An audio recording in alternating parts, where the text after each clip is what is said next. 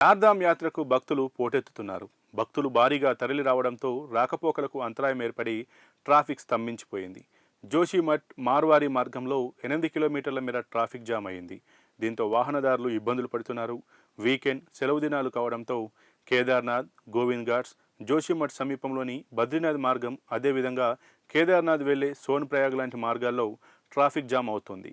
వాహనాలు బారులు తీరడంతో యాత్రికులు గంటల తరబడి ఎదురు చూడాల్సి వస్తుంది. సరైన ఆహారం, నీళ్లు, వసతులు లేక ఇబ్బంది పడుతున్నారు. దీంతో అధికారులు పరిస్థితిని అదుపులోకి తెచ్చేందుకు ప్రయత్నిస్తున్నారు.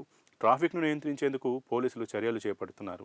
భక్తుల రద్దీ పెరగడంతో చార్ధామ్ వెళ్లే భక్తులు ముందుగానే రద్దీని దృష్టిలో పెట్టుకొని వాతావరణ పరిస్థితులు తెలుసుకుని ప్రయాణాన్ని ప్లాన్ చేసుకోవాలని అధికారులు సూచిస్తున్నారు. ఇదిలా ఉంటే చార్ధామ్ యాత్ర హిందూ మతంలోని పవిత్రమైన పుణ్యక్షేత్రాల ప్రయాణమని చెబుతుంటారు. చార్ధామ్ అంటే హిమాలయాల్లోని 4 పవిత్ర స్థలాలను దర్శించుకోవడం అని అర్థం.